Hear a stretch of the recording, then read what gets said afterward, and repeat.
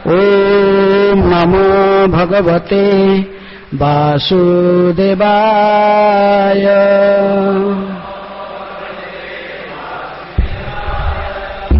नारायणं नमस्कृत्य नरं चैव नरोत्तमं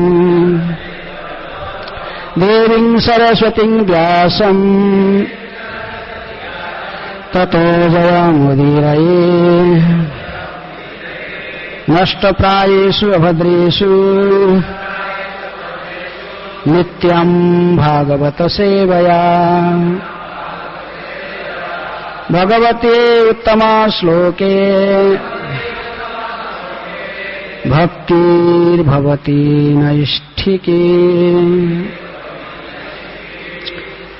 आज श्री वामन देव की आविर्भाव तिथि है, तो श्रीमद् भागवत के 8वें स्कंध में 15वें अध्याय से लेकर 22 अध्याय तक 8 अध्याय में विशेष रूप में वामन देव के चरित्र की, इनके आविर्भाव तथा इनकी लीलाओं की वर्णन की गई है।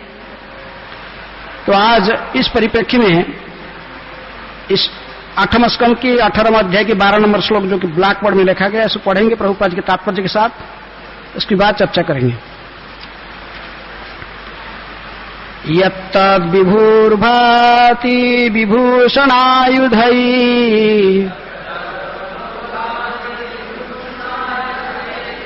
अव्यक्तचित् व्यक्तम् अधारयत् हरिः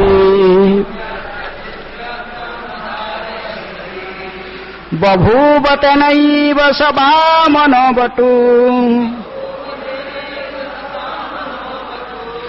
सम्पश्यतोर्दिव्यगतिर्यथा नटः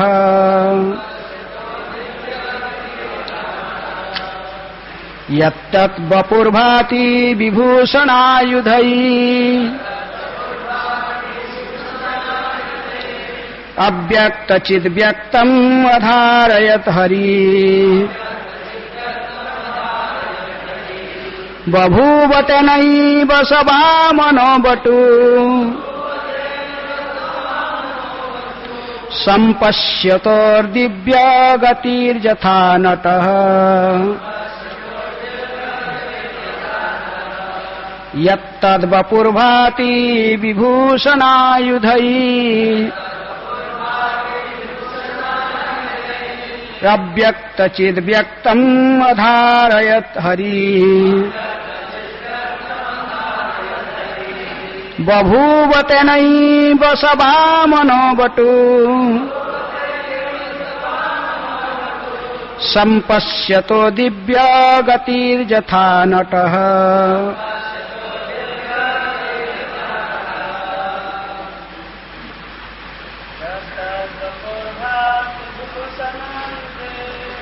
यत्तद्वपुर्भाति विभूषणायुधैः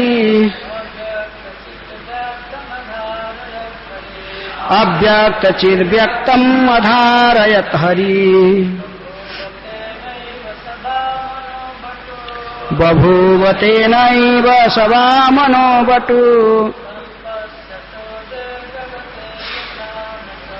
सम्पश्यतो दिव्यगतिर्यथा नटः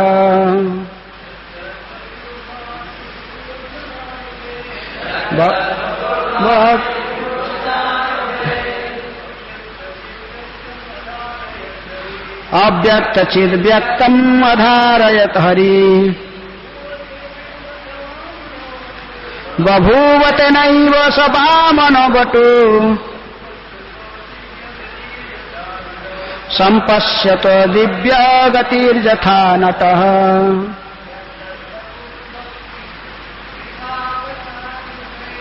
यत्तद्वपुर्भाति विभूषणायुधैः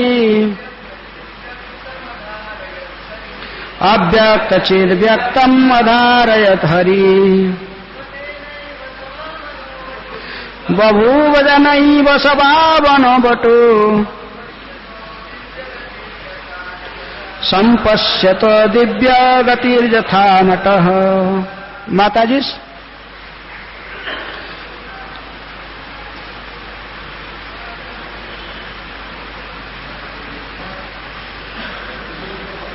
शब्दार्थ यत जो, तत् वही, वपुः दिव्य शरीर, भाति दिखलाता है, विभूषण आभूषण, आयुधई तथा हथियारों समेत, अव्यक्त अप्रकट, चित व्यक्तम आध्यात्मिक रूप से प्रकट, अधारयत धारण कर लिया, हरि ही भगवान ने, बभुव तुरंत बन गया, तेन उससे, एव निश्चय ही, सह भगवान, वामनः बौना, वटुः ब्राह्मण ब्रह्मचारी, संपश्यतो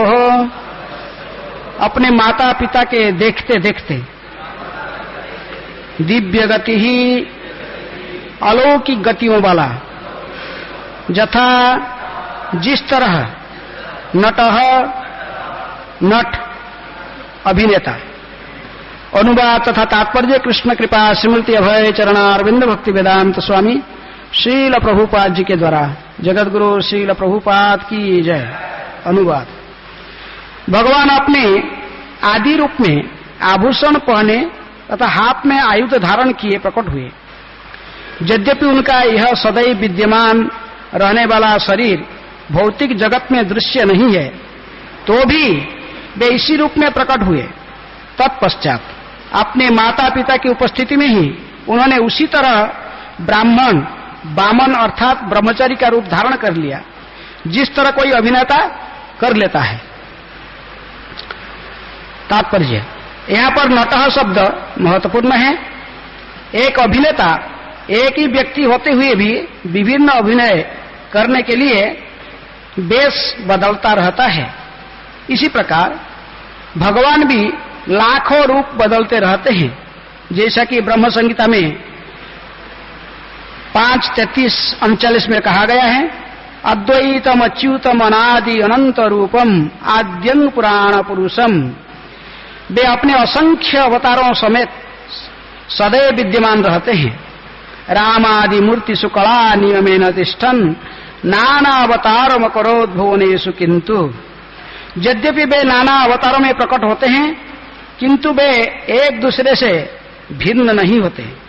वे वही व्यक्ति रहते हैं, उसी शक्ति, उसी नित्यता एवं उसी दिव्य अस्तित्व के साथ, किंतु वे एक ही साथ विभिन्न रूप धारण कर सकते हैं। जब वामन देव अपनी माता के गर्भ से उत्पन्न हुए तो नारायण के रूप में थे, जिसके चारों हाथों में आवश्यक आयुध चिन्ह थे, किंतु तुरंत ही उन्होंने अपने को ब्रह्मचारी बटु के रूप में बदल लिया। इसका अर्थ यह हुआ कि उनका शरीर भौतिक नहीं है। जो यह सोचता है कि परमेश्वर भौतिक शरीर धारण करते हैं, वह बुद्धिमान नहीं है। उसे भगवान के विषय में अधिक जानने की आवश्यकता है। जैसे कि भगवद गीता में 4 अध्याय के 9 नंबर श्लोक में पुष्टि हुई है, जन्म कर्म च मे दिव्यं एवं जो व्यति तत्वतः। भगवान द्वारा आदि दिव्य शरीर में सच्चिदानंद विग्रह दिव्य अवतार लेने के विषय में समझने की आवश्यकता है। ओम अज्ञानातिमिरन्धस्य ज्ञानांजन शलाकया चक्षुरुन्मीलितं येन तस्मै श्री गुरुभे नमः। श्री चैतन्य मनोभीष्टं स्थापितं जन भूतले स्वयं रूप कदा मह्यं ददाति सोपदान्तिकम्।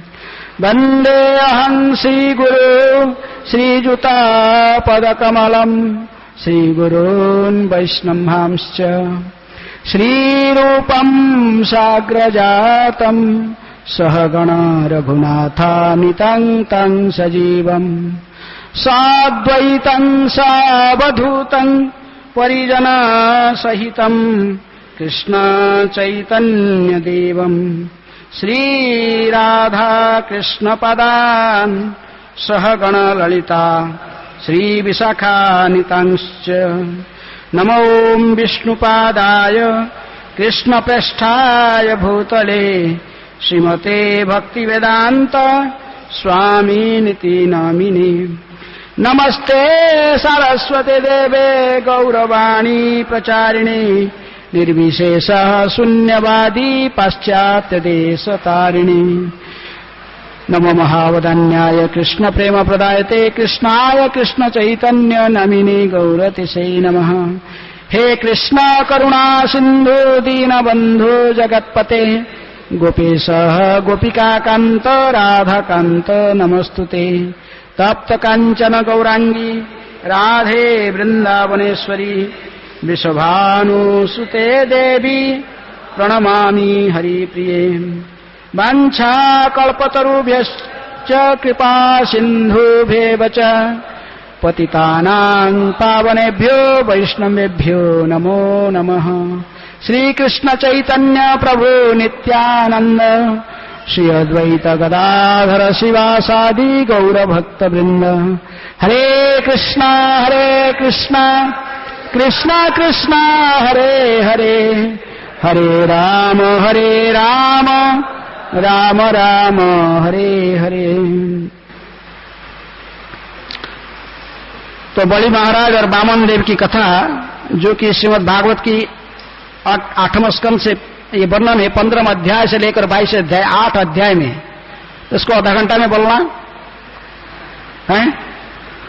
तभी संक्षेप में बताएंगे। फिर जीव गोस्वामी के भी आज आविर्भाव है, थोड़े बहुत उनका भी सूचना प्रदान करेंगे क्लास में। जैसे इसी 8वें स्कंद के 11वें अध्याय में बताया गया कि जब देवताओं और राक्षसों में युद्ध हुई समुद्र मंथन के प्रांत, तो उस युद्ध में प्रकृति में बलि महाराज की वध हो गया था। इंद्र इनको वध कर दिया था। किनको? बलि महाराज को। लेकिन उनकी गुरु शुक्राचार्य की कृपा से इन्होंने फिर पुनर्जीवित हो गए थे। शुक्राचार्य इतनी पावरफुल है, उनके पास में मृत्यु संजीवनी मंत्र तो माध्यम से उन्होंने इनको फिर इनको जीवित करा दिया। तभी बलि महाराज अपने गुरु शुक्राचार्य के निर्देशन में ही हमेशा उन्हीं के तत्वावधान में ही कार्य करने लगे। तभी शुक्राचार्य तथा भृगुवंशी ब्राह्मण लोग ने बलि महाराज को विश्वजीत यज्ञ करने में प्रोत्साहित किए, जिस यज्ञ के माध्यम से व्यक्ति अजय बन जाता है, तो उसको युद्ध में फिर जीत नहीं सकता है। ऐसे ही भगवान विष्णु को प्रसन्न करने के लिए विश्वजीत यज्ञ की संपन्न करने से भृगुवंशी ब्राह्मणों की अध्यक्षता से यज्ञ की पूर्णाहुति के साथ उस यज्ञ से उत्पन्न हुआ कुछ वस्तु प्रकट हुए। यज्ञ अग्नि से एक रथ, घोड़े, एक पताका, एक धनुष, कवच तथा बाणों के 2 तरकस प्रकट हुए। और बलि महाराज के जो पितामह प्रहलाद महाराज ने एक सुंदर फूलों की माला पहना दिए। किनको? बलि महाराज को। जो बलि महाराज प्राप्त हो गया, रथ के ऊपर बैठ गए, तो प्रहलाद महाराज प्रकट होकर एक सुंदर माला पहना दिए। और उनकी गुरु शुक्राचार्य ने इनको एक शंख प्रदान किया। तभी फिर बलि महाराज पूर्ण शक्ति के साथ फिर स्वर्ग के ऊपर आक्रमण कर दिए। इंद्र की राज्य में आक्रमण किए। इंद्र के राज्य की सीमा पर, स्वर्ग की सीमा पर जाकर शंख ध्वनि किए। इंद्र आश्चर्यचकित हो गया, बोले इसी व्यक्ति को मैं मार डाला था युद्ध में, फिर ये दोबारा प्रकट हो गया। अभी तो इतनी तेजस्वी प्रतीत होता है कि उसको सामने आना और लड़ाई करने की बात तो दूसरी, उसके सामने आने के लिए मुझे भय लगता है। क्योंकि ब्राह्मणों के द्वारा विशेष आशीर्वाद प्राप्त करके बलि महाराज विशेष शक्तिमान बन गए थे। इसलिए इंद्र ने युद्ध करने के लिए आए नहीं, वरन अपने गुरु महाराज बृहस्पति के पास में गया सलाह लेने। तो बृहस्पति कहे कि इंद्र अभी तुम इनके साथ युद्ध नहीं कर पाओगे, वो अजय बन चुका है। कौन? बलि महाराज। ब्राह्मणों के आशीर्वाद से विश्वजीत यज्ञ के संपन्न करके वो भी अजय बन सकता है, बन गया है। उसको युद्ध में परास्त करना संभव नहीं है। इसलिए तुम लोग को अभी सभी अंतर्ध्यान हो जाओ। सभी कला आपको पता, देवताओं को पता है, सब अंतर्ध्यान होकर स्वर्ग से चले जाओ, कहीं दूसरे छुप की रहो। समय आने पर अवश्य उसके समाधान होगा, लेकिन आप सभी अंतकरण में भगवान विष्णु को आराधना करो, उनको स्मरण करते रहो। समय आने पर इसकी स्थिति का अवश्य सुधार हो जाएगा। तो इसलिए अपने गुरु जी के आदेश लेकर देवता लोग ने स्वर्ग छोड़ के चले गए। बलि महाराज स्वर्ग को अधिकार कर लिए और आया, इसमें युद्ध भी करना नहीं पड़ा उनको। लेकिन जब स्वर्ग से देवता लोग सब चले गए, एक व्यक्ति दुखी हो गई। कौन? देवताओं की मां अदिति। उस समय कश्यप जी आश्रम में नहीं थे। कश्यप मुनि भी तपस्या में रत थे, वो तपस्या में समाधिस्थ थे और घर में के लिए बड़े आश्रम में अदिति अपने आश्रम में थी। इन कुछ समय के बाद जब तपस्या संपन्न करने के प्रांत वापस आए घर में अपने आश्रम में, अदिति के घर में जो पधारे, कश्यप मुनि देखे कि घर में आश्रम में सभी कई दिनों से इसके केयर नहीं लिया हुआ है, सब इधर उधर सामान पड़ा हुआ है। घर ऐसे लगता है कि कई दिनों से झाड़ू भी नहीं लगा घर में, और खाना की बात तो और चूल्हा लगाने की बात तो दूसरे हैं। बड़े खिन्न थी। कौन? अदिति। मलिन वस्त्र पहनी हुई थी। अवश्य अपने पति को देखकर उनको प्रणाम किया, स्वागत किया, लेकिन वो समझ गए कि कुछ न कुछ अघटन घटा है, बाकी किसी न किसी कारण से ये दुखी है। तो मैंने जिज्ञासा करने लगे कि क्या हो गया, कई प्रश्न पूछे, वो सब चर्चा यहां पर नहीं। तो उनके प्रश्न के जवाब देते हुए अदिति ने कहने लगे कि मेरी एक ही दुख के कारण है कि मेरे पुत्रों को मैं फिर वापस आना है, स्वर्ग में फिर वापस आना देखना चाहती हूं। यहां तक कि देवता लोग ने देवता जो राक्षस लोग ने ये देवताओं की घर तक भी छीन लिया। उस जंगल में कहीं छुपकर राक्षसों के भय से भटक रहे हैं। मैं चाहता हूं मेरे पुत्र फिर वापस आ जाए। कहां? स्वर्ग में। जिस स्वर्ग इनको भगवान विष्णु ने स्वयं प्रदान किया था, इंद्र को स्वर्ग के अधिपति बनाया था, आज अन्याय से ये राक्षस लोग उनसे छीन लिया है। इसलिए इसका कुछ प्रतिकार मैं चाहती हूं। तभी कश्यप मुनि ने इनको बहुत नीति सिखाई कि अरे वो सब सुख दुख में समभावापन्न होना चाहिए, ये भौतिक स्थितियों से विचलित नहीं होना चाहिए है। मात्रा स्पर्श कौन, जैसे भगवत गीता के उपदेश सुनाने लगे, लेकिन वो उनसे इसकी मति बिगड़ने मैंने सुधारने वाले नहीं, वो तो बड़े दुखी थे। तो सब देखे कि कश्यप मुनि इनको समझाने का कुछ फायदा नहीं है, आत्म तत्व के बारे में इनको शिक्षा देने में इसको कोई फायदा नहीं होगा।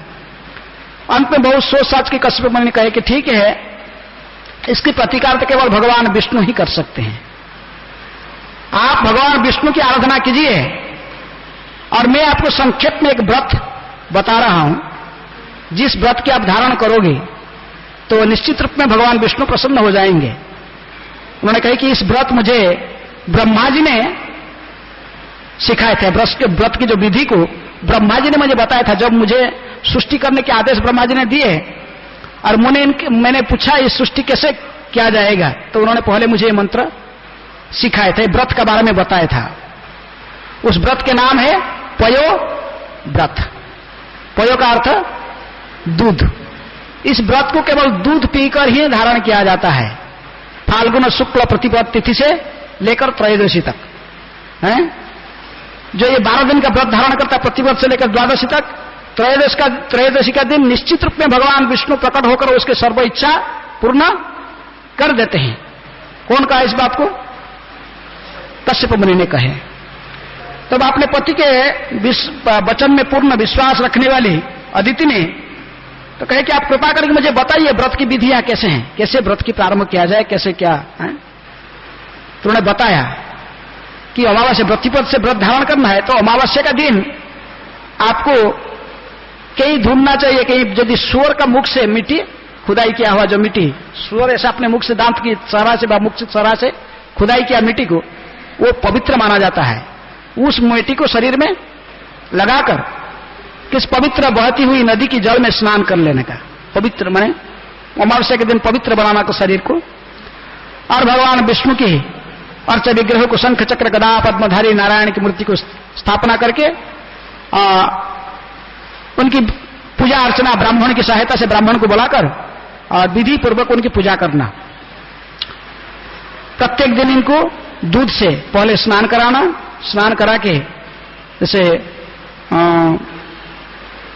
अभिषेक के प्रांत इनको कुछ खीर बनाकर भोग लगाना, सब वैसे प्रथा उन्होंने बताया, खीर लगाना भोग, और खीर, और प्रत्येक दिन उस खीर को फिर भगवान को अर्पण करने के प्रांत भगवान सुंदर अलंकार वस्त्रों से पहना के फिर उनके पास भोग लगाना। उसके बाद उसी प्रसाद को किसी ब्राह्मण को दे देना, ब्राह्मण को यज्ञ अग्नि में कुछ डालना, और ब्राह्मणों को, 2 ब्राह्मणों को डेली भोजन कराना, हर दिन कम से कम 2 ब्राह्मण को भोजन कराना, और कुछ ब्राह्मण को प्रसाद भोजन कराने के प्रांत, और स्वयं केवल दूध पान करके 12 दिन बिताना, जमीन के ऊपर सोना, फर्श के ऊपर, ब्रह्मचर्य पालन करना, अहिंसा, किसी जीवों के प्रति हिंसा नहीं करना, ईर्षा नहीं करना, ये समस्त इंद्रिय तृप्ति की इच्छाओं से मुक्त होकर।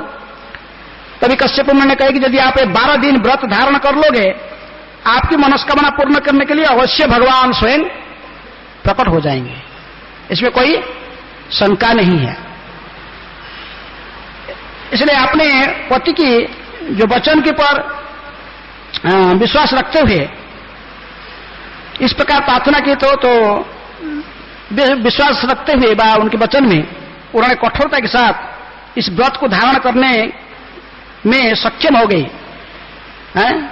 कश्यप ने कभी कभी अपने पत्नियों के सही, पहले भी एक बार उनको भी व्रत के लिए उपदेश दिए थे। किनको? उनके दूसरे वाइफ दीति को, उनको कहे थे पुंसयान व्रत रखने के लिए, उस व्रत वो नहीं रख पाई, क्योंकि उसकी राक्षस प्रकृति, स्वभाव इसकी ऐसे ही है, वो व्रत नहीं रख पाई। तो वो खा के एक दिन मुख धोने भूल गए शाम के समय, इसलिए मुख आ करके सो गई थी, तो मुख में कौन प्रवेश कर गए? इंद्र ने मक्खी रूप में प्रवेश कर गए, उसके अंदर में सारा गर्भ को काट के 49 खंड कर दिए, 49 पवन मूर्ति। लेकिन दीति ने इस व्रत को धारण करने में सक्षम हो गई, और पूजा विधि जैसे ही कश्यप ने बताए थे, ऐसे ही उन्होंने ठीक ठीक संपन्न करने के कारण भगवान विष्णु प्रसन्न हो गए, और प्रसन्न होकर भगवान उनके सामने प्रकट हो गए। वो आश्चर्यचकित रह गई। कौन? अदिति ने।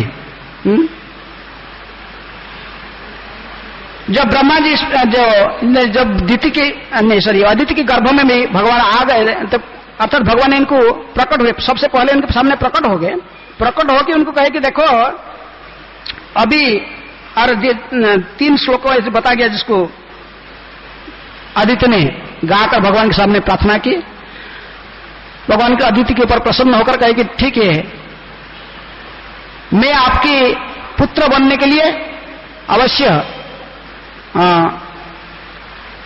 अनुमोदन करता हूं, मैं स्वीकार करता हूं कि मैं आपके पुत्र के रूप में आविर्भाव होऊंगा। आपके पति अभी तपस्या से आए हुए संपूर्ण पवित्र हो चुके हैं, आप उनकी सेवा करते रहिए, और समय पर मैं आपके गर्भ में अवश्य प्रवेश करूंगा। इसलिए भगवान के होकर जब अंतर्ध्यान हो गए, तभी अदिति ने आकर कश्यप मुनि के पास में पहुंचकर उनकी बहुत सभी प्रकार की सेवा करने लगी। और समय देखकर कश्यप मुनि समझ गए कि उनके हृदय में अभी भगवान प्रवेश कर चुके हैं, भगवान विष्णु उनके हृदय में प्रवेश किए हैं। तभी उन्होंने समय पर अपने वीर्य अदिति की गर्भ में स्थापन कर दिए, और जब अदिति की गर्भ में भगवान आ गए तो ब्रह्मा जी आदि देवता लोग ने आकर स्तुति करने लगे। प्रकृति में भगवान वामन देव इसके पहले भी एक बार इनकी पुत्र बने थे। कौन? किस रूप में? पुष्णिगर्भ के रूप में, जैसे भगवान ने कृष्ण, और बाद में भी एक बार ये पुत्र बनेंगे इनकी, श्री कृष्ण, देवकी और वसुदेव, क्योंकि ये बात को कंस की बंदीशाला में भगवान ने घोषित किया था। जब ये प्रकट हुए देवकी और वसुदेव के सामने भगवान इसी रूप में, जिस प्रकार अभी माता अदिति और कश्यप के सामने प्रकट हुए स्वयं विष्णु के रूप में, उसी रूप में उन्होंने माता ने देवकी और वसुदेव के सामने भी प्रकट हुए थे। तभी उन्होंने कहे थे अपने पूर्व जन्म के इतिहास, कहते कि माता पिता आपकी पुत्र के रूप में पहले बार मैं आविर्भाव नहीं हो रहा हूं, पहले भी 2 बार हो चुका हूं। क्यों? आपने सत्ययुग में सुतपा पुष्टि के रूप में आविर्भाव हुए थे, और ब्रह्मा जी के आदेश पालन जब था कि आपको सृष्टि को आगे बढ़ाने के लिए, तभी आपने घोर तपस्या की है। 10,000 साल तक केवल सूखे पत्ते और सूखे घास खाकर तपस्या की है। मैं आपकी तपस्या में प्रसन्न होकर जो आपके सामने प्रकट हुआ, तो आपके मन में कोई मोक्ष तक भी मांगने की कोई इच्छा नहीं हुआ, मुक्ति भी आप नहीं चाहे, आपके मन में इच्छा हुआ केवल मुझे पुत्र के रूप में प्राप्त करने का। इसलिए उस समय मैंने स्वीकार किया था, हे माता पिता, मैं 3 बार आपके पुत्र बनकर आऊंगा। तो इसलिए पहले बार वही व्यक्ति, वही भगवान विष्णु पहले बार उनके पुत्र बनकर आए थे सुतपा पुष्णी के रूप में, अब दूसरी बार उनके पुत्र बन रहे वामन देव के रूप में, और तीसरी बार फिर कृष्ण के रूप में वसुदेव देवकी के पुत्र के रूप में फिर आएंगे। इसलिए वही एक ही व्यक्ति है, लेकिन बार बार भिन्न रूप केवल चेंज कर लिए। उसमें पुष्णी के रूप में थे, अभी वामन के रूप में, फिर बाद में कृष्ण के रूप में आएंगे। तो भगवान ने जब गर्भ में आए, ब्रह्मा जी ने उनकी स्तुति प्रारंभ किया। ब्रह्मा जी ने कहने लगे, मैं आपको सादर नमस्कार करता हूं, क्योंकि आप समस्त जीवों के हृदय में भीतर स्थित हैं, तीनों लोक आपकी नाभि के भीतर निवास करते हैं, फिर भी आप इन लोकों में से परे हैं। पहले आप पुष्णी के पुत्र के रूप में प्रकट हुए थे, मैं उन परम सष्टा को सादर नमस्कार करता हूं, जिन्हें केवल वैदिक ज्ञान के द्वारा ही जाना जा सकता है। इस प्रकार ब्रह्मा जी ने बहुत सुंदर स्तुति की है, सारे आलोचना करना संभव नहीं है। ब्रह्मा जी की स्तुति को श्रवण करने के प्रांत भगवान प्रसन्न हो गए, और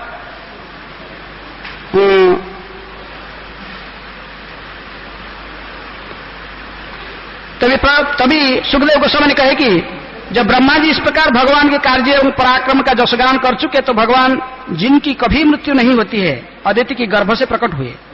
उनके 4 हाथ, कितने हाथ था उनके? 4 हाथ शंख चक्र गदा तथा पद्म से सुशोभित थे। वे पीताम्बर धारण किए हुए थे, और उनकी आंखें खिले हुए कमल की पंखुड़ियां जैसे प्रतीत हो रही थी। भगवान का शरीर सांवले रंग का था और समस्त उन्मादों से मुक्त था। उनका कमल मुख मकराकृति जैसे कान से कुंडल, उनकी कुंडल मकर कुंडल को धारण किए हुए थे, अत्यंत सुंदर लग रहा था। और उनके वक्षस्थल पर शिवत्स का चिन्ह था। वे कलाइयों में कंगन पहने थे, सिर पर मुकुट लगाए थे, उनकी कमर में करधानी थी, छाती के आर पार जनेऊ पड़ा था, और उनके चरण कमल को पायल सुशोभित कर रही थी। उनके वक्षस्थल पर असाधारण सुंदर फूलों की माला सुशोभित थी। फूलों के अत्यधिक सुगंधित होने से मधुमक्खियां का बड़ा सा समूह गुंजार करता हुआ शहद के लिए उन पर टूटा पड़ा था। जब भगवान अपने गले में कौस्तुभ मणि पहनकर प्रकट हुए, तो उनके तेज से प्रजापति कश्यप के घर का अंधकार दूर हो गया। उस समय सभी दिशाओं में नदी तथा सागर जैसे जल सागर में तथा सबके हृदय में प्रसन्नता का व्याप्ति होने लगा। विभिन्न ऋतुएं अपने अपने गुण दिखलाने के लगे, तथा उच्चलोक, बाह्य आकाश एवं पृथ्वी पर के सारे जीव हर्षित हो उठे। देवता, गाय, ब्राह्मण तथा सारे पर्वत हर्ष से पूरित हो गए। श्रावण द्वादशी के दिन जब चंद्रमा श्रवण नक्षत्र पर था और शुभ अभिजीत मुहूर्त था, भगवान इस ब्रह्मांड में प्रकट हुए। भगवान के प्राकट्य को अत्यंत शुभ मानकर सूर्य से लेकर शनि आदि समस्त तारे तथा ग्रह अत्यंत दानी बन गए। हे राजा परीक्षित, द्वादशी के दिन जब भगवान प्रकट हुए तो सूर्य मध्याकाश में था। किस समय प्रकट हुए? मध्याकाश में सूर्य थे, अर्थात दोपहर के समय। उस दिन श्रवण नक्षत्र था और अभिजीत मुहूर्त था। जैसे कि प्रत्येक विद्वान की यह मत है, यह द्वादशी विजया द्वादशी कहलाती है। विशेष में जिस द्वादशी में भगवान वामन देव प्रकट हुए, इसको विजय द्वादशी कहते की। और इसी भगवान के प्राकट्य को देखकर आकाश में सब देवता लोग ने भिन्न भिन्न वाद्य बजाने लगे। शंख, ढोल, मृदंग, प्रणव आदि अनेक वाद्यों की ध्वनि करने लगे। अप्सराएं नृत्य करने लगे और असंख्य पुष्पवृष्टि होने लगा। देवताओं की इतने पुष्पवृष्टि की कि जो कश्यप मुनि के पूरा आश्रम फूल में ही ढक गए। सिद्ध विद्याधर किम पुरुष किन्नर चारण जक्ष राक्षस सभी बड़े आनंदित होकर नृत्य गीत करने लगे। और जब अदिति ने देखा जो भगवान उनके अपने गर्भ से उत्पन्न हुए थे उन्होंने अभी आध्यात्मिक शक्ति से दिव्य शरीर धारण कर लिया है, तो वह आश्चर्यचकित हो उठी और अत्यंत प्रसन्न हुई। बालक को देखकर प्रजापति कश्यप परम सुख एवं आश्चर्य से वशीभूत हो गए। जय जय कहने लगे। कौन? कश्यप मुनि कहे कि जय जय, जयध्वनि करने लगे। लेकिन जब इसी प्रकार माता पिता प्रसन्न होकर जय जय कह रहे थे, उस समय भगवान किस रूप में थे? शंख चक्र गदा पद्म धारण किए हुए भगवान विष्णु के रूप में खड़े थे। लेकिन फिर भी वो देखते देखते ही भगवान उस रूप को फिर बदल लिया। पहले देखे, दर्शन दिए इनको शंख चक्र गदा पद्म धारण करते हुए भगवान नारायण के रूप में, लेकिन माता पिता ने बड़े खुश होकर कश्यप मुनि जो जय जय कह रहे थे, तो फिर वो अपने रूप को बदल लिए। किस रूप में बदल लिए हैं? ब्राह्मण बामन अर्थात ब्रह्मचारी का रूप धारण कर लिया।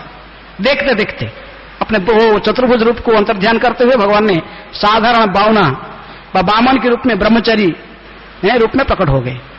इसको देखकर बड़े सभी प्रसन्न बने, आश्चर्यचकित हो गए, क्योंकि ये एक ही पुरुष है। इसीलिए सुखदेव गोस्वामी कहते कि वो कैसे नटो नाट्य धरो जथा, जैसे कोई नाटक में अभिनय करने वाला कोई व्यक्ति एक ही व्यक्ति होता है, नहीं कभी कभी भिन्न भिन्न रोल करने के लिए ड्रेस बदल लेता है। उसी प्रकार वही नारायण है। वो पहलवी पुत्र के रूप में आए थे उनकी, उस समय तो पुष्णि गर्भ के रूप में थे, अभी बामन के रूप में आए, पहले नारायण के रूप में प्रकट हो गए, तुरंत अपने वेश को चेंज कर लिए। और जयदेव गोस्वामी ने इसलिए कही केशव धृता मत मीन शरीर केशव धृत कच्छप रूप केशव धृत सुकर रूप। भगवान बार बार वही व्यक्ति है, लेकिन रूप बदल लेते हैं, अलग अलग रूप धारण करके लीलाओं को प्रकट करते हैं। इसीलिए उनकी जन्म कर्म लीलाएं दिव्य है। प्रभुपाद जी तात्पर्य में लिखते कि जन्म कर्म चमे दिव्यंग, भगवान की जन्म कर्म सब दिव्य होता है। और माता पिता देखते देखते ही वही भगवान नारायण जो कि शंख चक्र गदा पद्म धारण करके पहले उनको दर्शन दिया, उनके पुत्र के रूप में प्रकट हुए, दिव्य आयुध दिव्य माल्याम्बर आदि धारण किए हुए थे दिव्य अलंकार के साथ, वो तुरंत ही अपने रूप बदल दिए और ब्रह्मचारी के रूप में छोटा सा ब्रह्मचारी वेश धारण करके वामन बट्टू के रूप में सामने प्रकट हो गए हैं। जब ऋषियों ने भगवान को ब्रह्मचारी वामन के रूप में देखा तो वे निश्चय ही परम प्रसन्न हुए। अतः प्रजापति कश्यप मुनि को आगे करके उन्होंने सारे अनुष्ठान यथा जन्म संस्कार संपन्न किए। जन्म संस्कार क्या करेंगे, ये तो ऑलरेडी खड़े हो चुके हैं। वो बच्चे कोई जमीन में पड़ा होता तो उसके नाभि कटा जाता है, वो सब कुछ सारी क्रियाएं होती हैं, लेकिन भगवान तो पूरे खड़े हुए हैं ऑलरेडी हैं। इसीलिए डायरेक्ट उनकी उपवित संस्कार संपन्न हुआ। वामन देव यज्ञ उपवित संस्कार के समय सूर्य देव ने गायत्री मंत्र का जप किया। पहले देखिए कि तो खड़ा हो चुके हैं, तो इसलिए सभी ब्राह्मण लोग ने निर्णय किया कि इनकी जन्म संस्कार क्या करेंगे, ये तो ऑलरेडी खड़े हो चुके हैं, इनको तुरंत ही जनेऊ पहनाना चाहिए। जनेऊ माने इनको उपवित संस्कार होना चाहिए। तो ब्राह्मण लोग ने इसलिए पहले इनको यज्ञ उपवित संस्कार करने की निर्णय किया। जब सभी लोग सोचे, सारे देवता लोग ने भी वहां प्रकट हो गए और सूर्य देव ने स्वयं गायत्री जपने लगे। ओम भूर भुवस्व तत्सवितुर्वरेण्यम भर्गदेवस्य धीमहि तन्नो धियो प्रचोदयात्। वो कौन गया? स्वयं सूर्यदेव ने गायत्री मंत्र पढ़ने लगे, गायत्री जप करने लगे। इनको एक जनेऊ का जरूरत पड़ेगा, गायत्री कैसे जप, जनेऊ चाहिए। जनेऊ कौन दिया? बृहस्पति ने जनेऊ प्रदान किया। कश्यप मुनि ने एक मुंज की मेखला प्रदान की इनको। मुंज क्या है? मुंज किसको कहते हैं?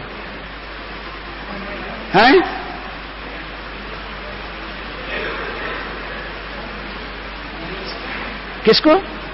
नहीं, डियर स्किन तो अलग, ऊपर में उत्तरी डालने के लिए उसको बाद में दिया जाएगा। पृथ्वी भी माता ने देंगी, माता पृथ्वी ने इनको प्रदान किया। बृहस्पति ने जनेऊ प्रदान किया, कश्यप मुनि ने मुंज की मेखला बांधने के लिए इन कमर में दिए। माता पृथ्वी ने उन्हें मृगचर्म प्रदान किया। वनस्पतियों के राजा चंद्रदेव ने इनको ब्रह्मचारी का दंडा, ब्रह्मचारी को एक दंडा भी धारण करना चाहिए, ब्रह्मचारी दंडा, तो इनको चंद्रदेव ने ब्रह्मदंड ब्रह्मचारी की दंडा प्रदान किया। माता अदिति ने उनको कौपिन दिया। कौपिन की जो कपड़ा ये कौन दिया? माता अदिति ने कौपिन धारण कराया भगवान को। और स्वर्गलोक के अधिनायक देवता ने बा इंद्र ने इनको एक छत्री दिया। ब्रह्मचारी को छत्री जाएगा, भीख मांगने के लिए जाएगा तो खराब वर्षा में छत्री धारण करने के लिए छत्री प्रदान किया इंद्र ने। ब्रह्मा जी ने कमंडलू दिया, ब्रह्मचारी पानी लेने के लिए पानी का जरूरत है, ब्रह्मचारी कमंडलू प्रदान किया। सप्त ऋषि ने इनको कुशग्रास दिया, यज्ञ आदि करेगा पहला कुशग्रास चाहिए, पवित्र है। ओम अपवित्र पवित्र कहते कि कुशग्रास से ही पानी लेकर छिड़का जाता है, सब जाके छिड़केगा। तो कुशग्रास उन्होंने दिए सप्त ऋषि ने। माता सरस्वती ने इनको एक रुद्राक्ष की माला भेंट की। अभी पक्का ब्रह्मचारी वेश में सामने खड़े हो गए भगवान। तभी कुबेर ने भिक्षा मांगने के लिए पात्र दे दिया। इसको धन नहीं दिया, इतने पैसा है, लेकिन वो पात्र दे दिया, मांग के लाओ और मेरे पास है। कुबेर ने इनको भिक्षा पात्र दे दिया। तभी भगवान ने सबसे पहले भिक्षा ग्रहण किया माता पार्वती से। अन्नपूर्णा के नाम से जाने जाती है, शंकर की पत्नी पार्वती ने इनको सबसे पहला भिक्षा दी। माता भगवती ने उन्हें पहली भीख दी। जो इस प्रकार सभी लोग स्वागत किए, सारे स्वर्ग के देवता लोग ने सभी लोग आकर भगवान वामन देव के स्वागत किए। तो भगवान ने अपने तेज प्रकट किया, ब्रह्म तेज प्रकट किया।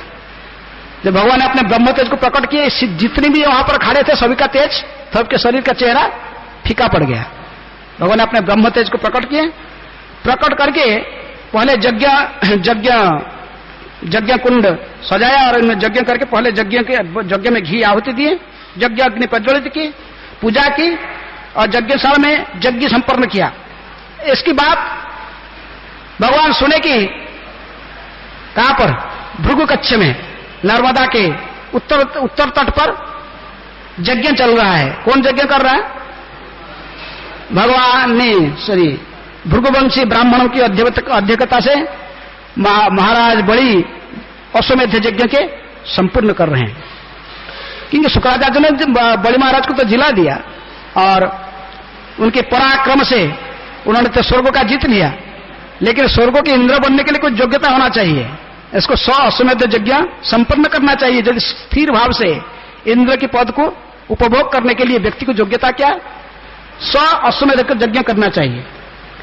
तो इसीलिए शुक्राचार्य ने इनको लेकर, बड़ी महाराज को लेकर भृगुवंशी ब्राह्मण की अध्यक्षता से अश्वमेध यज्ञ की संपन्न करने लगाए थे। कई अश्वमेध यज्ञ दिया था, प्राय ये लास्ट अश्वमेध यज्ञ था 100 कंप्लीट होने वाला। ये 100 अश्वमेध यज्ञ जो कंप्लीट कर लेता तो फिर उसका पोस्ट परमानेंट हो जाता। कौन सा? इंद्र की पोस्ट। इंद्र बड़ा भयभीत रहता है, इसलिए कि तुम महाराज भी यज्ञ संपन्न करते थे तो उस समय वो जाकर बार बार घोड़ा को चोरी कर लेता। 99 तो संपन्न कर लिए, लास्ट यज्ञ में घोड़ा चोरी करता था बार बार। तो सब फिर ब्रह्मा जी प्रकट हुए, सब बोले अरे आपको छोड़ दो, इसको बेचारा भयभीत हो रहा है, आपको क्या करना है इंद्र की पोस्ट में। लेकिन इसलिए बड़ी महाराज को उसी पोस्ट के ऊपर स्थिति को स्थिर करने के लिए ही भृगुवंशी ब्राह्मण शुक्राचार्य की अध्यक्षता से यज्ञ संपन्न कर रहे थे।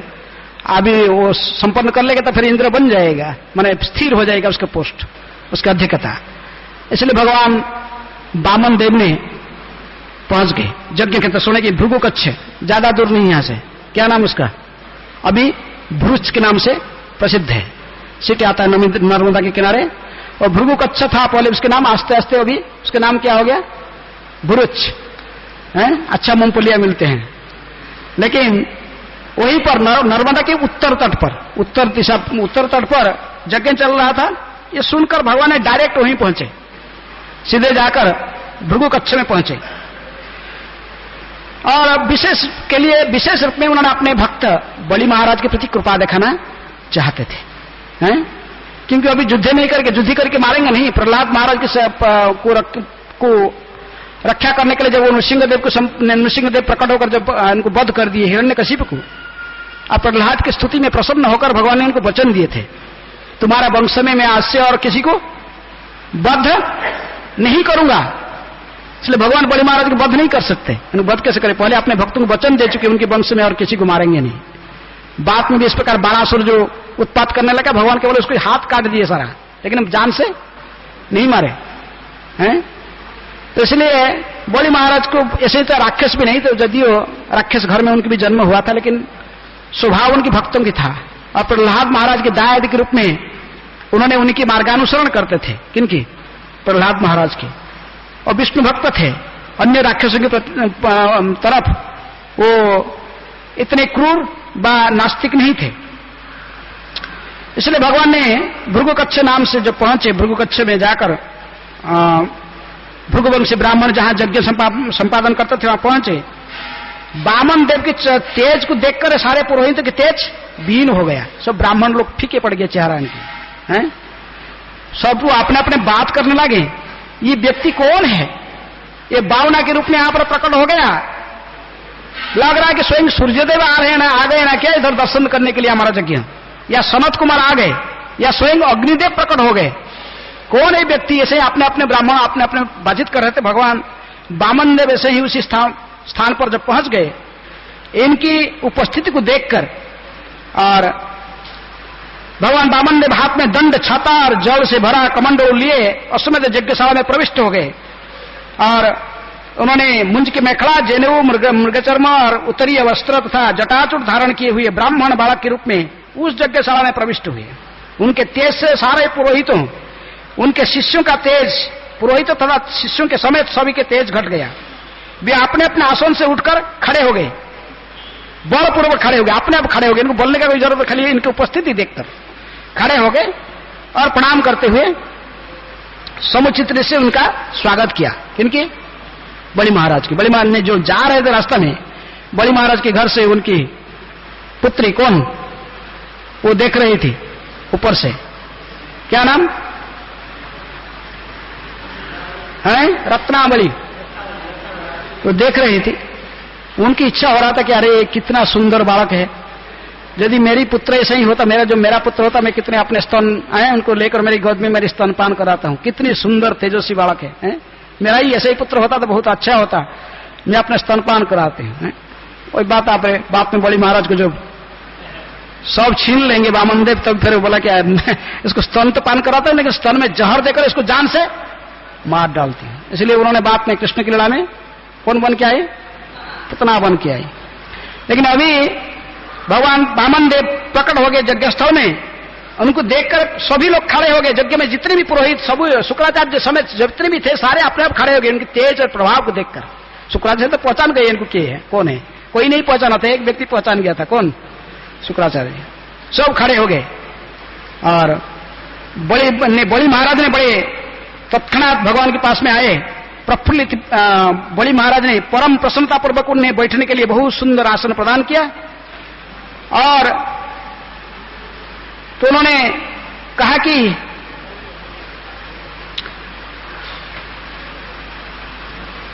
हे प्रभु, आज मेरा वंश जो मेरे पितरों आज धन्य धन्य हो गया, हमारा घर आज पवित्र हो गया, आप हमारे घर में पधारे हैं यज्ञशाला में। ऐसे बहुत उनकी प्रशंसा करते हुए स्वयं स्वहस्त में उनके चरण को धोया। कौन? बलि महाराज ने उनके चरण कमल को धोकर उनकी पूजा की। देवताओं में श्रेष्ठ ललाट पर चंद्रमा का चिन्ह धारण करने वाले शिव जी, जिन विष्णु के अंगूठे से बहती हुई गंगा के जल को सिर में धारण करते हैं, उस रहस्य को बलि महाराज जानते थे, इनको ज्ञात था। इसीलिए उन्होंने भी उसी भगवान विष्णु के चरण कमल को धोते हुए वो जल को अपने सिर में धारण किया और दूसरे अपने परिवार के वर्ग में सबके ऊपर छिड़का, सभी को भी पान करने के लिए दिए। और हे ब्राह्मण, मैं आपका हार्दिक स्वागत करता हूं, आपको सादर नमस्कार करता हूं। कृपया बताएं कि हम आपके लिए क्या करें, तभी मैं किस प्रकार आपकी सेवा कर सकता हूं, आपको प्रसन्न कर सकता हूं। मुझे लगता है कि आप इस यज्ञ स्थल में पधारे हैं कुछ मांगने के लिए, क्योंकि भिक्षु की वेश में आए, ब्रह्मचारी भिक्षु की वेश में आए हैं। लग रहा है कि आप कुछ मांगने आए हो, तो कुछ मांग लीजिए, जो चाहिए मेरे से ले जाइए। मैं तो तीनों लोक की अधिपति हूं। इंद्र बड़ा अहंकार था किनको? बलि महाराज की। मेरे अधीन में स्वर्ग, मर्त्य, तीनों लोक, सब कुछ में अधीश्वर हूं। सारे देवताओं को मैं भगाकर स्वयं स्वर्ग का भी अधिपति बन चुका हूं। इसलिए आपको क्या चाहिए? कोई जमीन भूमि चाहिए तो जमीन भी ले लीजिए, अतः आप जो भी चाहे मुझसे मांग लें। आप गाय, सोना, सज्जित घर, स्वादिष्ट भोजन, पेय, पत्नी रूप में ब्राह्मण कन्या, समृद्ध गांव, घोड़े, हाथी, रथ, जो भी चाहिए मुझे मांग लीजिए, मैं आपको आपके संपूर्ण कामना को पूर्ण करने में समर्थ हूं। ऐसा बड़ा बोल रहे थे। तभी बड़ा थोड़ा मुस्कुराते हुए वामन देव ने अपने छोटे छोटे पैर इनको दिखाए, कहे कि हे राजा, मुझे ज्यादा लोभ मुझे दिखाइए, मैं ज्यादा कुछ नहीं मांगता हूं, मेरे जो छोटे पैर देख रहे हैं इसमें से सिर्फ 3 पग जमीन चाहता हूं। ये मांगने के पहले उन्होंने पहले प्रशंसा की है, आप इतनी महान हो, आपके वंश में कोई भी अभी तक वचन देकर इसको कभी टाला नहीं है। आपकी दायाद प्रहलाद की बात चरित्र तो सारा तीनों लोक में सभी लोग गाते हैं, देवता लोग भी उनकी जसगान करते हैं। और आपकी 2 और जो पितो हिरण्याक्ष हिरण्यकशिपु थे वो भी बहुत महान थे, इतनी तेजस्वी थे कि हिरण्याक्ष तो एक गदा लेकर तीनों लोक में एकला भ्रमण करके विजय कर लिया था तीनों लोक को, उसके सामने कोई युद्ध करने के लिए नहीं आया था। लेकिन फिर भी भगवान विष्णु ने बराह रूप में उनको वध कर दिया। इसका बदला लेने के लिए हिरण्यकशिपु ने अकेले भगवान विष्णु के धाम में प्रवेश कर गया, इतनी शक्तिशाली था। विष्णु को ढूंढने के लिए विष्णु उससे देखे कि अभी तो समय आया नहीं, उनको कुछ लीलाओं को प्रकट करना था, इसलिए सुखों में धर के उसकी हृदय में प्रवेश कर गए और वो चारों साइड भगवान विष्णु को ढूंढ रहा था। भगवान उसकी हृदय में बैठे हुए थे और वो चारों साइड भगवान को ढूंढ रहा था। बात में डिक्लेयर करते कि गॉड इज डेड, भगवान विष्णु मर गया है, मैं सब जगह ढूंढ लिया, उनके धाम में भी देख लिया है नहीं। इतनी पराक्रमशाली आपकी वंश। और लेकिन ये सब होते हुए भी कभी भी ये लोग वचन नहीं तोड़े, जो किसको सत्य वचन दिया तो फिर तोड़े नहीं, सत्य को फिर इसको तोड़े नहीं अपने वचन। और विशेष रूप में आपके पिताजी ही विरोचन, उसने भी देवताओं, जानते हुए कि देवता लोग ने ब्राह्मण वेश में आकर उसकी परमायु को दान रूप में मांगा तो उन्होंने भी दे दिया। इसलिए मुझे ये विश्वास है कि आप जो सत्य कर लोगे अवश्य अपने वचन को कभी टालोगे नहीं, क्योंकि भगवान जानते कि आगे क्या होने वाला थोड़ा। तो इसलिए बहुत सुंदर इनको सलाह देकर छोटे छोटे 3 पैर दिखाया, देखो 3 पग जमीन केवल मुझे चाहिए है। जब ये बात को सुनकर शुक्राचार्य ने अपने श्री बड़े महाराज ने बड़ा मुस्कुराए, हंसे, कहे कि तुम्हें लगता है कि तुम्हारा बुद्धि थोड़ा कम है। किसका? तुम्हें तो बड़े विद्वान की लागते हो, बड़े तेजस्वी हो, लेकिन जीवन का अनुभव नहीं हुआ, थोड़ा बुद्धि कम है। तुम तो ये क्या मांग रहे हो? 3 पैर जमीन सिर्फ मांग रहे हो, तुम तो मेरे से एक दीप ले सकते हो, अर्थात पूरे भारतवर्ष में पूरे पृथ्वी विश्व को भी मांग सकते हो। ये सब दीप है, आकाश रूपी, ये समुद्र में का अंदर में सब ग्रह जो नक्षत्र जो भास रहे, ये सब एक एक दीप के समान, इनको तोड़ना भी किया जाता है। देखिए एक प्लैनेट ले लो मुझसे, और क्या मांग रहे? 3 पग जमीन। वामन देव ने कहा कि नहीं, इतना लोभी नहीं होना चाहिए है? शास्त्र कहता है कि संतोष रहना चाहिए है? ब्रह्मचारी को जितनी कम अपने आवश्यकता का होनी चाहिए, इतना लेकर संतोष रहना चाहिए, ऐसे भगवान ने इनको बता रहे थे। तो शुक्राचार्य जी को रहा नहीं गया, उन्होंने क्रोधित होकर देखा बलि महाराज की तरफ, बोला कि तुम मूर्ख बलि, तुम क्या करने जा रहे हो? किसके साथ बातचीत कर रहे हो? किसको दान देने जा रहे हो? जानता नहीं ये कौन है? ये तुम्हारे शत्रु का, इंद्र का है पक्ष में आया तुम्हारा पास। उनकी पिता हमने इंद्र की माता जी अदिति का पुत्र बनकर, इंद्र की भाई बनकर, कश्यप अदिति को माता पिता बनाकर यहां पर आ गए तुम्हारा सर्वस्व लेने के लिए। सब कुछ तुमसे छीन कर दे देगा। किनको? देवताओं को। तुम पहचान नहीं ये कौन है? ये स्वयं भगवान विष्णु है। क्षण में भगवान भी सुन रहे बैठ कर, भगवान ही बैठे हुए आ उनके सामने ही शुक्राचार्य भाषण दे रहा, डांट रहा उसके शिष्य को, इसको कुछ मत देना, मत दो, कुछ भी मना कर दो, वचन वापस ले लो। सब ले लेगा। 3 पैर दिखा रहा, तुम्हारा 2 पग में ही वो सब कुछ ले लेगा तुम्हारा। एक ही पैर में तो सब पृथ्वी को ले लेगा, ये सब भूलोक को ले लेगा, दूसरे पैर में तो स्वर्ग को जो अधिकार किया ले लेगा, स्वयं को विराट रूप को व्याप्त करके सब संपूर्ण ब्रह्मांड में व्याप्त हो जाएगा। तुम्हारे पास में कुछ भी नहीं रहेगा, बचेगा। तुम क्या दोगे इसको? क्योंकि भविष्य ज्ञानता थे कौन? शुक्राचार्य जी हैं। कभी नाम मसुना, कभी गीता में भगवान कहते कि इसलिए जितने भी बुद्धिमान मनुष्य उनमें से मैं कौन हूं? मसुना, शुक्राचार्य जी। कह के इसको मत दो। बोले महाराज बात को सुनकर थोड़ा गंभीर हो गए, बैठे, कुछ बोलते नहीं थे। शुक्राचार्य बोलने लगे कि देखो, तुम जो बोले, जो कुछ बोला है, पहले ओम उच्चारण नहीं किया। इसलिए श्रुति शास्त्र में कहा गया कि जब तक कोई ओम कोई वचन देता है, लेकिन बात सबसे प्रारंभ से ओम उच्चारण न करके ऐसे ही बोलता है, तो उस बात को सत्य नहीं माना जाता है, इसको टाला जा सकता है। इसके अलावा और कई संकट है प्राण संकट के समय में।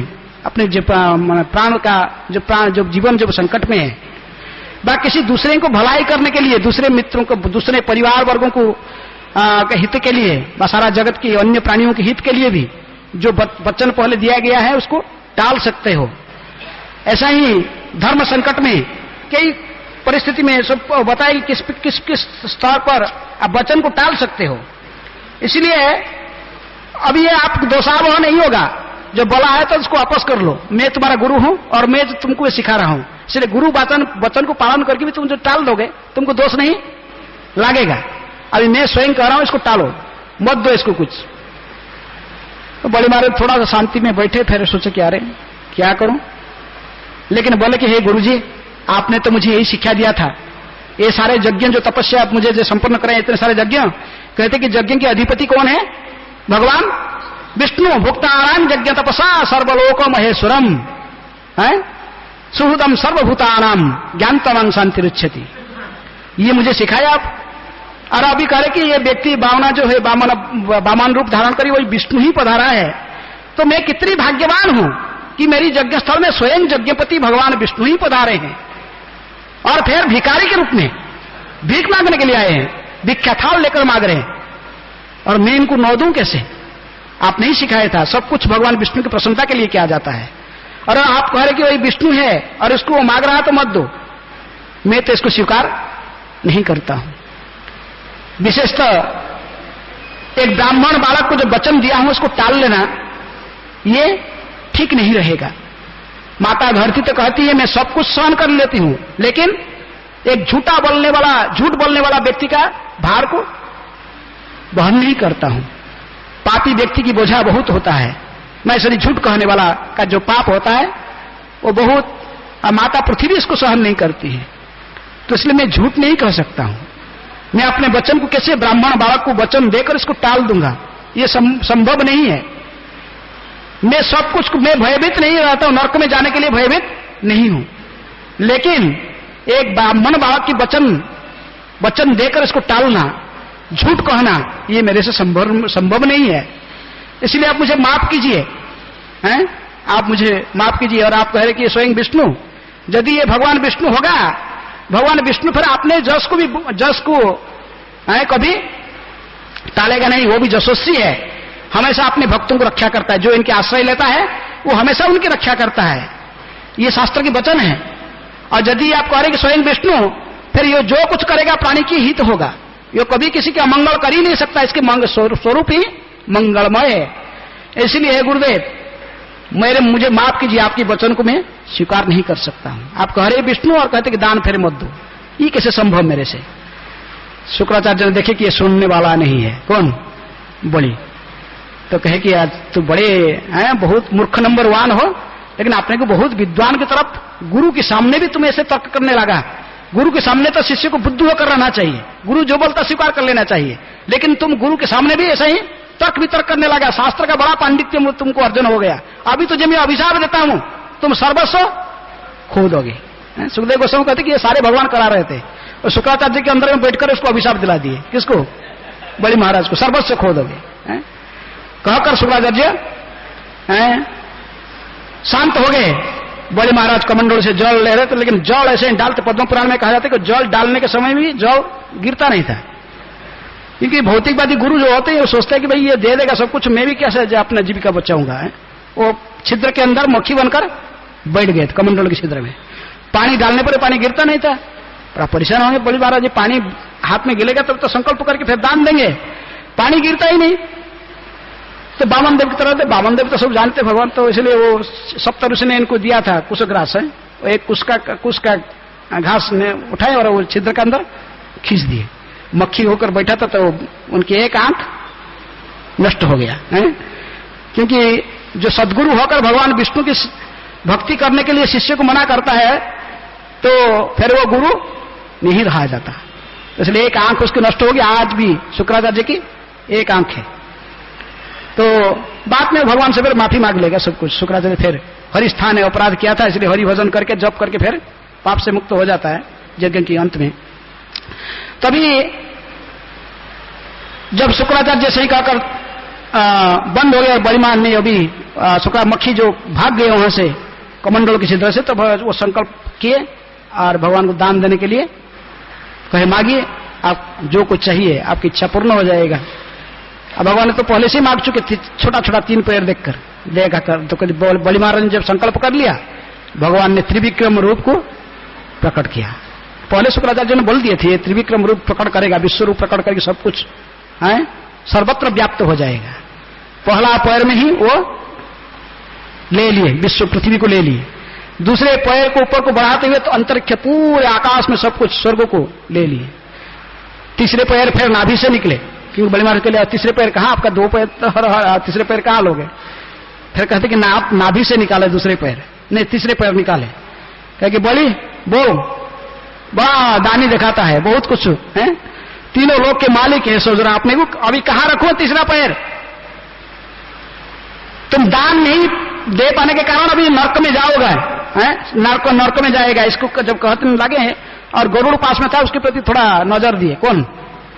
भगवान ने। विस्तार से मैं नहीं बता रहा हूं, सब बहुत संक्षेप टाइम हो गया, तो इसलिए गरुड़ जी ने तुरंत आकर वो बांध लिए। किनको? बलि महाराज को वरुण पास में बांध लिए, क्योंकि अभी दान नहीं देने में समर्थ नहीं है। 3 पैर जब पग भूमि में देगा बोला था, 2 पैर दिए और तीसरा पैर है नहीं। इनको बांध लिया वरुण पास में, और भगवान फटका रहे थे, बोल बड़ा दानी दिखा रहा है, कहां तीसरा पैर, कहां दोगे?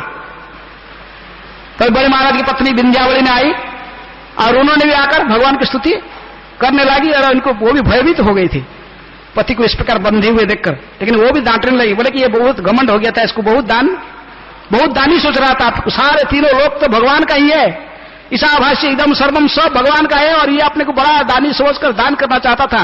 आपने अच्छा किया, इसको बांध दिया, ऐसे दंडित किया, बहुत अच्छा किया। विंध्यावली ने महान भक्तिमती थी, तो इसलिए उन्होंने भी अपने पति को फटकाराते रहे हैं। ऐसे दुर्गति देखकर बलि महाराज ने बंधे हुए थे, रो रहे थे, आंख से अश्रु गिर रहा था, तभी भी केवल भगवान को स्मरण कर रहे थे, समर्पित थे। तभी ब्रह्मा जी भी प्रकट हो जाते हैं और प्रहलाद महाराज भी प्रकट हो जाते। ब्रह्मा जी ने कहे कि प्रभु बहुत हो गया, ये और दंड प्राप्त करने के योग्य नहीं है, सर्वस्व आपको अर्पण कर चुका है, आत्मनिवेदन कर दिया है, सब कुछ दे दिया। तभी भी बलि महाराज ने, प्रहलाद महाराज ने आकर प्रकट हुए, वो भी भगवान को स्तुति किए हैं। तभी भी बलि महाराज ने सोचे, भयभीत थे कि मेरी वचन झूठा न हो, ब्राह्मण को वचन दिया वो कैसे झूठा हो जाएगा। इसलिए उन्होंने कहे कि प्रभु मैं सर्वस्व अर्पण ये तो दे दिया हूं, लेकिन अभी तक शरीर मेरा है, आप कृपा करके मेरे सिर पर तीसरे पैर रख लीजिए, शरीर को भी ले लीजिए, ये शरीर भी आपने को आपके चरण में समर्पण कर दिया।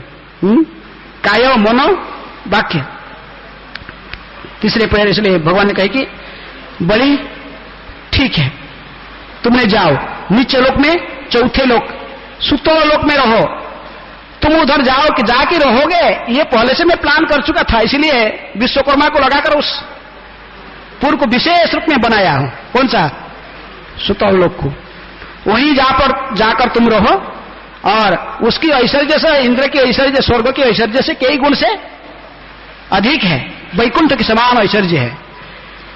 इसलिए तुमको वहीं भेज रहा हूं, तुम वहीं रहो, और तुमने मुझे सर्वस्व देकर मुझे भी खरीद लिया है, और मैं भी तुम्हारा साथ में हमेशा वहीं पर रहूंगा। मैं तुमको मेरा सुदर्शन भी दे दिया, मेरा सुदर्शन हमेशा तुम्हारा रक्षा करेगा। मैं स्वयं ही द्वारपाल के रूप में तुम्हारे नगरी में खड़ा रहूंगा, हमेशा प्रत्येक दिन तुम नियमित मुझे दर्शन करने में समर्थ होगे। तुमको यदि कोई राक्षस तुम्हारे प्रति विप्लव करेंगे, ये मेरा सुदर्शन इनको सब समाप्त कर देगा। वहां पर कोई भी आकर तुमको परास्त नहीं कर सकते, देवता लोग भी वहां पर आक्रमण नहीं कर सकते। तो निर्भीक होकर उसी सुतोल लोक के अधिपति बनकर रहो, और मैं भी वहां निवास करूंगा तुम्हारे साथ। साथ साथ अगले जो मनंतर आएगा, साबरनी मनंतर, उस मनंतर तुमको फिर मैं इंद्र की पद पर बैठा दूंगा। यदि तुमको इंद्र बनने का इच्छा था तो मुझे बोलना चाहिए, तुम मेरी शुद्ध भक्त हो, और तुम्हारे दायद प्रहलाद भी इतने शुद्ध भक्ति किए हैं, मैं तुम्हें इंद्र पद देना कोई मेरे से बड़ा काम नहीं, बड़े आसान में दे देता। लेकिन तुम मुझे मांगा नहीं, और मैं किसी को इसको बैठा हूं, किसी को बैठाया पद पर, उसको जबरदस्त छीनकर उससे छीन लिया, उसको भागा दिया, ये ठीक नहीं हुआ। इसलिए अगले मनंतर में, साबरनी मनंतर में, फिर मैं तुझे इंद्र की पद पर बैठा दूंगा। इसलिए अभी तुम उसी सुतोल लोक में जाकर रहो। प्रहलाद महाराज को भी वामन देव ने आदेश देते कि आप भी जाकर उनके साथ में रहो। इसलिए अभी सुतोल लोक में दोनों रहते हैं, बलि महाराज और प्रहलाद महाराज। पुराण में ऐसे वर्णन आता कि जब भी पद्म पुराण में कि जब बलि महाराज सुतोलोक में गए, भगवान वहीं दरबान मानकर खड़े हो गए। लक्ष्मी जी ने ढूंढने लगी अपने पति कहाँ है, नारायण कहाँ है, इतने दिनों से बैकुंठ रहा नहीं रहे, कहाँ गए। तभी रास्ते में मार्ग में जाते हुए नारद जी देखे, नारद जी ने बड़े मजाक करने वाले तो कहे कि माता लक्ष्मी ने पूछे कि नारद जी हमारा प्रभु कहाँ है, नारायण कई दिनों से नहीं आ रहे, कहाँ गए। तो कहे कि तुम्हारा पति हो दोनों बन गया, उधर चौकीदारी कर रहा है। बोले अरे मेरा पति, मैं श्री देवी हूं, सौभाग्य की देवी हूं, मेरे पति कैसे चौकीदार बन सकता है। बोले मैं मजाक नहीं कर रहा हूं माता जी, आप साक्षात जाकर देख लीजिए, चौथा निम्न लोक में, चौथा लोक में देखिए चौकीदार बन के वहां खड़ा है बलि के पास। लक्ष्मी जी ने आते हैं, आकर देखते हैं कि सुतोल लोक में खड़े हैं भगवान। तो कहे कि यहां क्या कर रहे हो, चलो बैकुंठ चलो, यहां क्यों खड़े। भगवान कहे कि हे श्री जी अभी मेरे पास शक्ति नहीं है, बलि ने मुझे सर्वस्व देकर खरीद लिया है, मुझे चरण मुझे सब कुछ अर्पण कर दिया, लेकिन मुझे परास्त कर दिया, मैं इसको क्या परास्त करूं, ये मुझे परास्त कर दिया, मुझे खरीद लिया है। बलि महाराज मुझे ये बलि मुझे आदेश नहीं देगा तो मैं यहां से एक पैर आगे नहीं जा सकता हूं, इसकी भक्ति से मैं बंधा हुआ हूं। आपको यदि मुझे लेके जाना है वैकुंठ, आप इसकी पूजन करो। किसका, बलि के पूजन करो। इसलिए जब आप देखें वैष्णव कैलेंडर में जिस दिन गिरिराज गोवर्धन की पूजा है उसके नीचे लिखा रहा था बलि दैत्यराज पूजन है, गिरिराज के धारण गिरिराज पूजा, उसके नीचे रहता है बलि दैत्यराज पूजन। बलि दैत्यराज को कौन पूजा किया, स्वयं लक्ष्मी जी हैं, जगत की माता श्री देवी व सौभाग्य देवी, वो जाकर बलि महाराज को रोते रोते पूजन करके कहे कि मेरे पति को वापस कर दो पति को दे दो मुझे, बलि को प्रार्थना करते हैं। इसलिए यदि कोई भक्ति करता है, भगवान के शरण में जाता है, तो लक्ष्मी अपने आप उसके पास में आते हैं, उनको लक्ष्मी को स्वतंत्र ढूंढने की कोई आवश्यकता नहीं है, लक्ष्मी आकर उसके पास में अपने आप आती है। जो चाहिए तू ले लो, मेरे प्रभु को मुझे दे दो। बलि महाराज आकर, बलि महाराज के पास में आकर लक्ष्मी जी उनके पूजन करते हुए रोते रोते कहे कि मेरे पति को दे दो वापस, तुमको जो चाहिए, जितनी ऐश्वर्य चाहिए सब कुछ ले लो मेरे से, मैं सौभाग्य की देवी हूं, तुमको आशीर्वाद देता हूं, तुम्हारे सब कुछ सभी कल्याण होगा, वैकुंठ के समान ऐश्वर्य तुम्हारे पास में रहेगा, इससे भी अधिक जो कुछ चाहिए तुम मिलेगा, पति को वापस करो। ये भक्ति का महिमा है। इसलिए नवदा भक्ति में बलि महाराज आत्मनिवेदन में नाम आते हैं। श्रवणम कीर्तनम विष्णु स्मरणम पाद सेवनम अर्चनम वंदनम दास्यम साख्यम आत्मनिवेदनम। आत्मनिवेदन में बलि महाराज यहां तक कि अपने गुरु के वचन को भी टाले, गुरु को इसी को टाल कर ही महाजन बने। आदर्श सिखाए कि कब गुरु को त्यागा जाता है। जब गुरु कहता है कि भगवान विष्णु की भक्ति मत करो, जब गुरु कहता है कि मैं ही भगवान हूं, स्वयं को भगवान घोषित करता, स्वयं का पूजा स्वीकार करता, भगवान ने भगवान को पूजन करना मना कर देता शिष्य को, उस समय शिष्य को त्यागना चाहिए। ये कह रहा है कि विष्णु को मत दो, वो कुछ नहीं, मेरे को मेरा बात सुनो, भगवान को दान मत दो, भगवान की पूजन मत करो, इसे शुक्राचार्य ने शिक्षा दी है। बलि महाराज ने त्यागा। यज्ञ की यज्ञ बात में बलि महाराज सुतोलोक में जाने के उपरांत शुक्राचार्य ने जब थे, भगवान ने इनको एकांत में देखकर डांटा। किनको, शुक्राचार्य को। ऐसा शिक्षा कभी भी और शिष्यों को नहीं देना। वो भी बड़ा रोने लगा, भयभीत होकर भगवान चरण माफी मांगने लगा, और फिर उन्होंने कहे कि भगवान ने कहे कि ठीक है, बलि महाराज के यज्ञ को पूर्ण करो, संपन्न करके पूरा पूर्ण हुआ था, पूर्णाहुति देकर यज्ञ को संपन्न करके, और फिर मेरी नाम भजन करके ही तुम इस पाप की प्रतिक्रिया से मुक्त हो जाओगे। हरि स्थाने अपराधे तारे हरि नाम। तो इस प्रकार बलि महाराज की ने प्रसंग जो ये वामन देव की कथा, ये 8 अध्याय में विस्तार में बहुत सुंदर भाव से भागवत के वर्णन है। आप स्वयं इसको पढ़ सकते हैं। 8वें स्कंद के 15 अध्याय से लेकर 22 अध्याय तक वर्णन है। और आज जीव गोस्वामी का भी आविर्भाव तिथि है। जीव गोस्वामी जैसे आप जानते 6 गोस्वामी में 3 गोस्वामी एक ही परिवार के थे, रूप सनातन और जीव गोस्वामी। रूप सनातन के छोटे भाई थे वल्लभ व अनुपम, उन्हीं के पुत्र थे जीव गोस्वामी। जब गौरांग महाप्रभु पहले बार वृंदावन जाने के रास्ता बांग्ला गए, सब पश्चिम बंग में गए थे, वहां से रामकली में भी पधार थे। कन्हैया नाटशाला से फिर वापस आए रामकली, क्योंकि इसकी असली इच्छा था कि स्वरूप सनातन को कृपा करने के। तो वहां पर ऐसे वर्णन आता है कि भक्ति रत्नाकर में कि जब ये रूप और सनातन आकर उस तमाल वृक्ष आज भी है, जिस तमाल वृक्ष के नीचे रूप सनातन आकर और मिले थे किनको, गौरांग महाप्रभु को, राजवेश को त्याग कर साधारण धोती कुर्ता पहनकर साधारण ग्रामवासी किस तरफ आकर इनको मिले थे, उनके साथ में भक्ति रत्ना के प्रमाण के आधार पर जीव गोस्वामी भी थे। श्री जीवादि संगपने प्रभु के देखिला, कहते प्रभु जो महाप्रभु देखे इनके संग में श्री जीव भी थे। सब जीव गोस्वामी छोटे थे, लगभग 7-8 साल ऐसे ही छोटे उम्र में थे, लेकिन बाद में तो रूप सनातन आ गए ब्रज में। जीवन इनके पिताजी की भी देहांत हो गया, किसके, अनुपम, ये अनुपम बा वल्लभ इनके जो पिताजी थे उनकी देहांत हो गया। जीव गोस्वामी बचपन से ही कृष्ण बलराम के विग्रहों को पूजा करते थे। जब इनके पिताजी ताऊ सब घर त्याग दिए बड़े दुखी होकर, ये पहले आकला चंद्रदीप बा रामकली में रहते थे, वहीं पर उनका आविर्भाव हुआ था। और कोई कहते कि इनका आविर्भाव 1511 में, कोई कहते 1513 में। जो भी है टोटली ये लगभग 85 साल धरा पर रहे थे। 20 साल तक घर में रहे, 65 साल उन्होंने ब्रज में बिताया। इन्होंने जब सभी पिताजी ताऊ सभी के वियोग में बड़े दुखी रहते थे, लेकिन बचपन से उनके संस्कार था, कृष्ण बलराम की पूजन करते थे। और एक दिन ऐसा ही रात्रि में शयन किए थे तो भगवान की इच्छा से ही उन्होंने स्वप्न में देखे कि कृष्ण बलराम ही गौर निताय के रूप में प्रकट हो रहे हैं। देख रहे कृष्ण बलराम फिर गौर निताय। सारे गौरांग महाप्रभु की विशेष कृपा के आधार पर संपूर्ण संकीर्तन लीलाओं को स्वप्न में दर्शन किए और गौरांग महाप्रभु इनको आलिंगन करके नित्यानंद के चरण में समर्पण कर दिए। तो मैं इनको समझ गए कि प्रकृति में जो ही कृष्ण बलराम बस वही कौन है, गौर निताय है। ब्रजेंद्र नंदन जी सचिसुत हिले से ही बलराम हिले निताय। तो मैंने निर्णय किया कि मैं जाकर, तभी महाप्रभु तो अप्रकट हो चुके थे, लेकिन नित्यानंद प्रभु शिवासंगन में थे, वहां पर संकीर्तन चलता था। तो उन्होंने कि शिवासंगन में पहुंचे और नित्यानंद प्रभु को दर्शन किया। नित्यानंद प्रभु ने जीव गोस्वामी को लेकर सबसे पहला नवदीप मंडल परिक्रमा कराया। आज जो हम नवदीप मंडल परिक्रमा करते हैं, ये सबसे फास्ट नवदीप मंडल परिक्रमा कौन कराया, किसको?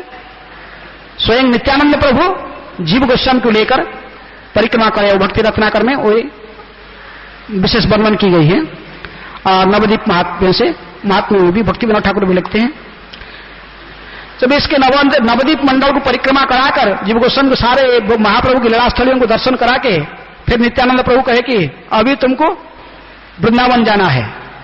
प्रभु कहे शीघ्र ब्रजे करह प्रयाण, तुम्हारा वंशे प्रभु दिया छेना से स्थान। महाप्रभु ने कहे कि हे जीवा, अभी तुमको वृंदावन, शीघ्र ब्रजे, ब्रज में चले जाओ, वृंदावन में जाओ, क्योंकि वो वृंदावन आपके वंशों को महाप्रभु ने प्रदान कर दिया। किसको?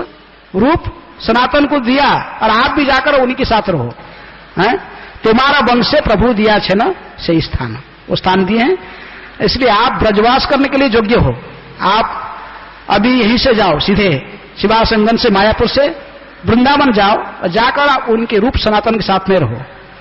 लेकिन रास्ते में जाते हुए शास्त्र की शिक्षा लेने के लिए बनारस में भी उन्होंने थोड़ा दिन रुक गए। वहां पर मधुसूदन वाचस्पति से उन्होंने ग्रामर सीखा, संस्कृत ग्रामर के बहुत अध्ययन किए, बड़े पारंगम बने संस्कृत भाषा में। थोड़ा दिन रहकर फिर उन्होंने जाकर वृंदावन पहुंचे और वो विशेष रूप में रूप गोस्वामी के अध्यक्षता में उन्हीं की चरणा और बिंदु को आश्रय करते हुए वहीं निवास किए। रूप गोस्वामी के साथ में राधा दामोदर मंदिर आज जहां पर है, रूप गोस्वामी भजन कुटीर समाधि है, वहीं जीव गोस्वामी भी उन्हीं के साथ में रहने लगे और उन्हीं से भी दीक्षा प्राप्त किए। इसलिए जीव गोस्वामी के दीक्षा गुरु कौन है? रूप गोस्वामी। रूप गोस्वामी इनको दीक्षा देकर कृष्ण मंत्र में दीक्षा देकर इनको शिष्य रूप में स्वीकार किए। लेकिन जीव गोस्वामी की अगाध पांडित्य था। 6 गोस्वामियों में महाप्रभु ने प्रत्येक गोस्वामी के पास में एक एक गुण को विशेष रूप में प्रकट कराया। इन्होंने जिस प्रकार भक्ति, विशेष रूप में भक्ति के आचार्य रूप गोस्वामी है, संबंध ज्ञान के आचार्य विधि भक्ति ये सिखाया, हरिभक्ति के प्रयास के माध्यम से सनातन गोस्वामी सिखाया है। और वैराग्य कैसे करना है, रघुनाथ महाप्रभु गणे रहती हूँ वैराग्य प्रधान जहां देखी प्रीतहन गौर भगवान। कृष्णदास कविराज गोस्वामी कहते कि गौरांग महाप्रभु की वैरागी भक्त में से ये प्रधान है। कौन? रघुनाथ दास के माध्यम से डिटैचमेंट, कैसे संसार में वैराग्य संसार के प्रति रखना। और गोपाल भट्ट गोस्वामी के माध्यम से महाप्रभु ने प्रकट कराया कि कृष्ण सेवा, विग्रह सेवा और सालग्राम की सेवा दोनों में कोई अंतर नहीं है। सालग्राम सेवा ही कृष्ण, उसे कृष्ण विग्रह प्रकट हुए। अर्चना, कैसे भगवान की अर्चना करना है, तो वो सब गोपाल भट्ट गोस्वामी से सीखना। राधा रमन प्रकट हुए सालग्राम से। भागवत को कैसे चर्चा करना, भागवत के आचार्य हैं रघुनाथ भट्ट गोस्वामी, उनके पास में 2 कड़ा महाप्रभु के आशीर्वाद से। भागवत को व्याख्या करना, वो एक श्लोक को लगभग 12 अलग अलग टोन में गाने में समर्थ थे। एक श्लोक को लगभग 12-13 टोन में गाते थे गाने में, और इसको एक श्लोक को शब्दार्थ साफ व्याख्या करने में उनके समान कोई तीनों जगत में नहीं था। किनके समान?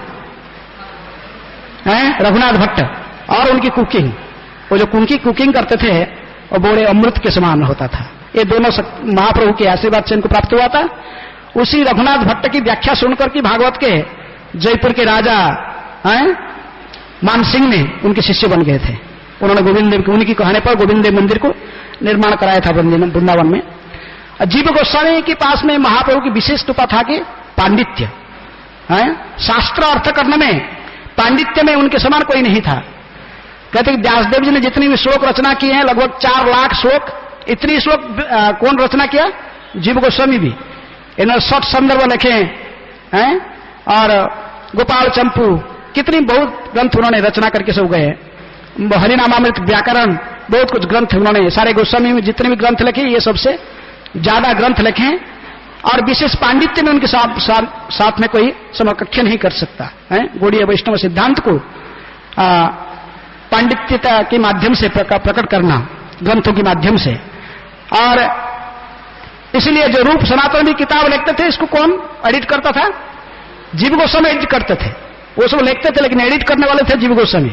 रूप सनातन के ग्रंथ को भी ये एडिट करते थे। जीव गोस्वामी के साथ, जीव गोस्वामी रूप गोस्वामी के शिष्य थे, उनके साथ रहते थे। जब रूप गोस्वामी भक्ति रसामृत ग्रंथ लिखते थे, भक्ति रसामृत सिंधु, तो उनके पास में रहते थे। राधा दामोदर मंदिर थोड़ा आगे जाओगे तो वहां पर एक राधा वृंदावन चंद्र मंदिर है। वो है किनका? वल्लभ भट्ट। बाद में वल्लभाचार्य के रूप में प्रसिद्ध हुए। तो उस समय वल्लभाचार्य वही रहते थे, वल्लभ भट्ट, वही राधा वृंदावन चंद्र मंदिर। उनको जमुना बालू में वो बाल गोपाल मूर्ति प्राप्त हुए थे, वहीं उस मंदिर में स्थापन है। तो वात्सल्य रस में रहते थे। कभी वो जो लिखते थे भक्ति रसामृत सिंधु रूप गोस्वामी, तब एक दिन वल्लभ भट्ट आए, कहे कि रूप क्या लिख रहे हो? तो कहे कि मैं इस किताब लिख रहा हूं भक्ति रसामृत सिंधु। तो उन्होंने थोड़ा कुछ पढ़ के बोले कि इसमें कुछ गलती दिख रहा है, मैं इसको संशोधन कर देना चाहता हूं। वो बड़ा, उसको मैं विस्तार से नहीं कर रहा हूं, बहुत सुंदर प्रसंग है, संशोधन करना चाहता। मुख्य है कि वात्सल्य रस की भक्त थे, वो सोचते कि माता जसोदा की जो भक्ति है वो राधारानी की भक्ति से भी श्रेष्ठ है। जब उन्होंने थोड़ा उसको सोचते थे कि वात्सल्य रस को, मैंने माधुर्य रस को श्रेष्ठ लिख रहा है थोड़ा। लेकिन जीव गोस्वामी के सामने नहीं हो। जीव गोस्वामी खड़े होकर पंखा करते थे, पंखा झुलते थे रूप गोस्वामी की और लिखते। तो उन्होंने सुने कि क्या करे, मेरा गुरुदेव की रचना में भी त्रुटि दिखा रही है। तो उन्होंने पानी लाने जा रहा हूं, थोड़ा जमुना की बहाना करके, जो प्रभु स्नान करने जा रहे थे, कौन? वल्लभ भट्ट, ये भी पीछे पीछे चले। आज जमुना के किनारे आए और बोले, अच्छा श्रीपाद जी, आप मेरा गुरुदेव जो पुस्तक लिख रहे थे, आप कहाँ त्रुटि देखे? आप बोल रहे थे कुछ त्रुटि देखे, कहां पर खिलाफ है देखे आप? तो उन्होंने बताया। तो लेकिन जीव गोस्वामी इनको सारे शास्त्रों से ऐसे युक्ति देकर, इतनी संस्कृत श्लोक सुनाकर इनको सारे दांत खट्टा कर दिया। उनको जितनी युक्ति की, सारा युक्ति को एक एक करके प्रमाण खंडन कर दिए। कौन? निरुत्तर कर दिए, इनको निर्वाक कर दिए। किनको? वल्लभ भट्ट को। वल्लभ भट्ट भलाई, इससे भी पांडित्य है संसार में, ऐसे भी कोई पंडित होता है? सिर्फ 14 साल उम्र, उस समय जीव गोस्वामी 14-15 साल की उम्र था। इतना नहीं, सही कम से कम 20 साल, वैसे ही नए नए यौवन अवस्था में इतनी पांडित्य, निरुत्तर हो गए जीव गोस्वामी। आगे वापस, लेकिन इसके पीछे पीछे वो स्नान करके आ गए। कौन? वल्लभ भट्ट। आके कहे कि ये आपके पास में जो लड़का है, आपको पंखा जो उल्टा था, उसके नाम क्या है? तो कहे कि उसका नाम जीव है। रूप गोस्वामी ने कहे कि जीव नाम शिष्य मरो भ्राता रतन है, उसके नाम मेरा ही शिष्य है, उसका नाम जीव, मेरे भाई का भी लड़का है। तो कहे कि ऐसा ही जीव संसार में वो साधारण जीव नहीं है, हैं? किसी अद्भुत जीव है। आज तक मुझे शास्त्रार्थ में कोई परास्त नहीं किया था, लेकिन ये तो खड़े खड़े ही मुझे शास्त्रार्थ में परास्त कर दिया। कौन? ये इतनी कम उम्र में, और वो मैं उसके पास में निरुत्तर हो गया। धन्य है उसके क्या पांडित्य और उसकी मेधा शक्ति का। ऐसा ही वो प्रशंसा करके चले गए, लेकिन रूप गोस्वामी की अच्छा नहीं लगा। उन्होंने कहे कि श्री रूप डाकिया कहे सिजीवेर प्रति अकाले वैराग्य वेश धरिल मूढ़मती क्रोधेर ऊपर क्रोध हईल तोमार ते कारणे तोर मुख ना देखी बार। भक्त रत्नाकर कहे कि तुझे डाकी के रूप गोस्वामी बोला है, जीव गोस्वामी कहे कि तू क्या किया? तू वैष्णव के अर्थ, वैष्णव अर्थात तुणाद भी सुनी चाहिए ना, तोरो रूपी सही सुना। मैंने इसको इतनी रेस्पेक्ट देता हूं, बरोड़ा बट इतनी वयोवृद्ध है हमसे, तुमने देखा नहीं? और तुमने जाकर उनसे जुक्ति क्या क्यों? अकाल वैराग्य, अकाल जो तुम वैराग्य वेश धारण कर लिया, लेकिन अभी तक क्रोध भी तुम्हारा दमन नहीं हुआ। क्रोध को भी तुम काम क्रोध दमन नहीं किया, और क्रोध के ऊपर क्रोधित तुमको क्रोध आने लगा इतने, और जाकर इतने वयोवृद्ध व्यक्ति के साथ जुक्ति तर्क किया। इसलिए मैं तुझे तेरा मुख नहीं देखना चाहता हूं, चले जाओ मेरे सामने से, आज से तुमको तुम्हारा मुख नहीं देखना चाहता हूं। क्यों जाकर तर्क किया उनसे? जो मैं निरुत्तर रहा, मैं क्या उनको उत्तर नहीं दे सकता था, लेकिन मैं जो शांत रहा, तुम क्यों जाकर जुक्ति किया, उनके तर्क किया? तो इसलिए तुम यहां से चले जाओ, हैं? कोई कंप्रोमाइज नहीं। जीव गोस्वामी बड़े दुखी होकर चले गए, और जाकर जब नंद एकांत में जाकर नंद घाट में परिक्रमा, जो ब्रज परिक्रमा जाओगे नंद घाट आता, तो वहां पर रहे। कहते कि वहां पर एक कुंभीर का गुम्फा था, बड़े ऐसे ही बहुत बड़ा था, वहीं रहते थे। जमुना के वहीं जल स्नान करके जमुना की मिट्टी खाते, कभी कभी कोई दूध साधु देखकर दूध दे जाता था तो पी लेते थे, नहीं तो जमुना की पानी पी लेते, थोड़ा मिट्टी जमुना मिट्टी और जमुना पानी पी के रहते थे बड़े। और उसी समय कहते कि शॉर्ट बैठकर शॉर्ट संदर्भ लिखते थे। उसी समय में जीव गोस्वामी बैठकर शॉर्ट संदर्भ की रचना की, वहीं से बैठ गए। तो सनातन गोस्वामी भीख मांगते मांगते एक दिन वहां पहुंचे, उसी गांव में, नंद गांव में, नंद घाट उसी आसपास गांव में। तो एक ही भिक्ख, एक बुढ़िया के घर में, ब्रजवासी घर में जाकर थोड़ा आवाज किए, राधे राधे, माने माधुकरी करने जाते थे। 7 घर में जितनी माधुकरी मिलता था उसी से पूरा दिन, 8 घर में नहीं जाते थे। गोस्वामी लोग ने माधुकरी करने का जो नियम था, 7 घर में जाते थे, जितने मिलेगा उसी में दिन। यदि कोई नहीं दिया फिर भी वो भूखे रहेंगे, लेकिन और 8 घर में नहीं जाते थे। तो इसलिए सनातन गोस्वामी गए और आवाज किए, तो बुढ़िया ने कहा कि बाबा थोड़ा वेट करो, मैं अभी लिप रहा हूं घर, थोड़ा लिप कर फिर हाथ धो के आपको भिक्षा देता हूं। फिर ये खड़े रहे, 10 मिनट चला गया, तो मैं फिर दोबारा राधे राधे कहने लगे। तुमने कहा कि बाबा कौन सा घोड़ा चढ़ कर आ गया इधर, घोड़ा में चढ़ के आ गया इधर? हमारा बाबा तो इधर रहता है जमुना किनारे, किसी को कुछ मांगता भी नहीं है, जो अपने लेकर कुछ देता है तो खाता, नहीं तो जमुना पानी पी लेता है, जमुना मिट्टी खा के पानी पी के रह जाता।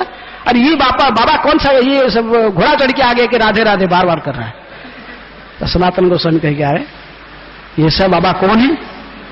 तो बुढ़िया किस समय तो भीख आया, भीख लेकर, लेकिन उसने पूछी कि तुम जो बाबा के नाम लिया है कहाँ रहता है? वो नहीं जमुना किनारे रहता है, देखो जाकर, देख लो जाकर, हैं नंद घाट में देख लो। सनातन गोस्वामी आते हैं, आकर पहुंचे, देखे कि कौन था वो, धोनी की भातीजा जीव। देखकर आश्चर्यचकित हो गए, लेकिन जीव गोस्वामी पूरा अस्थि कंकाल सारा हो गए थे, हैं पूरे शरीर में केवल हड्डी था, अस्थि और हड्डी। कई दिनों से खाना पीना कुछ नहीं, केवल कभी कोई दूध देता तो पीते थे, नहीं तो जमुना जल मिट्टी खा के रहते थे।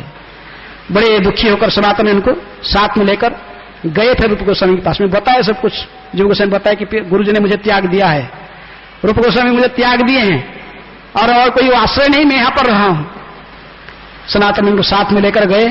रूप गोस्वामी से मैंने बाह्य रूप से त्याग दिए थे, लेकिन अंदर में तो करुणा था, सोचते थे कहां गया वो बेचारा, कहां चला गया, कहां ढूंढूं इसको। लेकिन वो जब लेकर आए सनातन, उनको पीछे छुपा कर कहे कि रूपा तुम्हारा भक्ति रसामत सिंधु रचना सब कंप्लीट हो गया कि नहीं?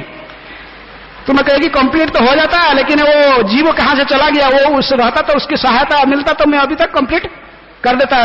लिखा हूं लेकिन एडिट करने के लिए कोई नहीं है इधर, वो सब एडिट करता था, है? और अभी जीव होता तो कंप्लीट हो जाता। बेचारा मैं थोड़ा सा कुछ बोल दिया, छोड़ के कहीं चला गया। तभी सनातन गोस्वामी तुरंत जीवों को लाकर उनके सामने दिए और उनको डांटे। किनको? रूप गोस्वामी को। कि ऐसा कभी और न करना है। क्यों इनको त्याग, बिना कारण से क्रोधित होकर त्याग दिया? तुम तो खुद भी क्रोध त्याग नहीं सका, इनको क्रोध का, इनको बोल रहे थे तुम क्रोधी हो गए हो। हैं? जीव ने जो किया सही किया, क्योंकि वो अपने गुरु की निंदा कैसे सहन कर सकता? आप उसके स्पिरिचुअल मास्टर हो, तो आपको गुरु के, वो आकर आपके गुरु की समालोचना कर रहा है व्यक्ति, वो कैसे? वो जो किया है सही किया। लेकिन आप भी जो किया सही है, क्योंकि भक्तों को सिखाया इनको कि वैष्णव को तुनापि सुनी चाहिए, तरोरूपी सही सुना होना जरूरी है, नम्र दैन्य होना चाहिए। लेकिन दैन्यता तो सबके प्रति होता है, लेकिन आप किसी वैष्णव के सामने जब गुरु की अवमानना हो रहा है, कृष्ण की अवमानना, कोई कृष्ण की निंदा कर रहा है, गुरु की निंदा कर, तो उसको सहन नहीं करना चाहिए, लेकिन स्वयं का निंदा को सहन करना चाहिए। तो इस प्रकार फिर जीव गोस्वामी और उनकी संग्रह उनके पास में आ गए। किनके पास? रूप गोस्वामी के पास में आकर रहने लगे। कई घटना है। जीव गोस्वामी लाइफ में दिग्विजय पंडित आया था, बहुत आसान से रूप का, वो तो बोलता थे साइन करो, सब पूरा रूप सनातनों का है कि देखो मेरे साथ शास्त्र युक्ति करना है तो करो, नहीं तो साइन करोगे परास्त हो गए। रूप सनातन देखिए कितने घम उद्धत व्यक्ति, उसके साथ क्या शास्त्र युक्ति करेंगे? दैन्यता है नहीं, ये कौन सा पंडित है? लेकिन कहे कि ठीक है हम लोग परास्त हो गए, कहीं साइन कर दिए। कौन? रूप गोस्वामी साइन कर दिए, सनातन गोस्वामी साइन कर दिए।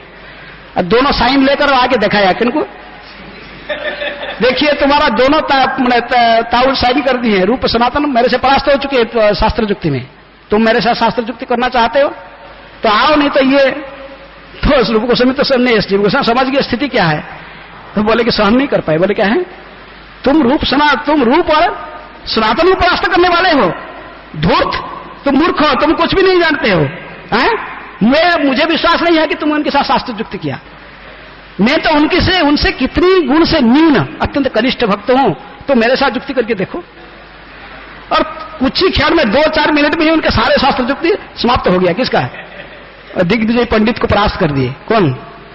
जीव गोस्वामी। तो इसलिए जीव गोस्वामी की अगाध पांडित्य था। 6 गोस्वामी उनकी विशेष रूप में महाप्रभु की कृपा के कारण पांडित्य में उनके समान कोई नहीं है। गौड़ीय वैष्णव दर्शन को उन्होंने विशेष रूप में प्रतिष्ठित किया। षट संदर्भ के माध्यम से बलदेव विद्याभूषण बहुत बड़े पंडित थे, माधव संप्रदाय के सन्यासी थे, लेकिन जब उन्होंने ये 6 संदर्भ को पढ़ा जीव गोस्वामी के, तब समझ गए कि ये गौड़ीय वैष्णव जो दर्शन है ये अन्य तीनों वैष्णव संप्रदाय से ही श्रेष्ठ है। इसलिए उन्होंने माध्य संप्रदाय को त्याग कर फिर आ गए किसमें? गौड़ीय वैष्णव संप्रदाय में आ गए। इसमें आकर फिर वो श्यामानंद प्रभु के, बारसिकानंद प्रभु के शिष्य के शिष्य हैं, राधा दामोदर से दीक्षा लेकर फिर गौड़ी संप्रदाय में आए। इस प्रकार जीव गोस्वामी के पास में विशेष रूप में पांडित्य के लिए प्रसिद्ध है। और इनके जो राधा दामोदर विग्रह, उनको कौन बना के भक्ति रत्नाकर में कहा गया कि स्वप्नादेशे श्रीरूप श्री राधा दामोदरे सोहस्ते निर्माण करी दिला श्री जीवरे। भगवान के स्वप्नादेश को प्राप्त करके ही रूप गोस्वामी ने स्वयं स्वहस्त में उस विग्रह को निर्माण किए, राधा दामोदर विग्रह, और इनको दिए। किसको? जीव गोस्वामी को सेवा पूजा के लिए दे दिए थे। मूल रूप में राधा दामोदर विग्रह जयपुर में है, ओरिजिनल विग्रह। और अभी लेकिन वृंदावन में जो रहते हैं ये कहते कि ये ओरिजिनल विग्रह जो भी है, तो वहां पर जो रहते प्रकृति में कहा जाता है कि वो राधा दामोदर जो जयपुर में है वो ओरिजिनल मूल विग्रह है। और राधा दामोदर मंदिर आज जो देख रहे हैं उसको जीव गोस्वामी ने प्रतिष्ठित किया। उनमें सारे विग्रह सब अन्य गोस्वामी सब अंतर्ध्यान होने के प्रांत आज उस मंदिर में जो विग्रह देख रहे हैं, आधार वृंदावन चंद्र कृष्णदास कविराज गोस्वामी की विग्रह, राधा दामोदर, ललिता, ये जीव गोस्वामी की विग्रह, और राधा माधव, राधा छैल चिकन, और दो भूगर्भ गोस्वामी की विग्रह राधा छैल चिकन, राधा माधव जयदेव गोस्वामी के सारे विग्रहों को इकट्ठी करके उन्होंने वहीं सेवा पूजा करते थे। और ये संपूर्ण विश्व वैष्णव सभा के ये अध्यक्ष थे। कौन? जयदेव। जब तक वो जीवित रहे तो अध्यक्ष है संपूर्ण वैष्णव समाज के। नवद्वीप तथा वृंदावन में जितने भी वैष्णव थे उन्हीं को ही अध्यक्ष के रूप में रूप सनातन अंतर्ध्यान होने के बाद वही अधिकार इनको प्राप्त हुआ था। किनको? जीव गोस्वामी के। संक्षेप में इनके बारे में बोलते हैं, नहीं तो इनके बारे में पूरा डिटेल बोलना तो पूरा एक क्लास होगा, क्लास से समय होगा, तो यहीं पर रहते क्योंकि समय बहुत हो गया।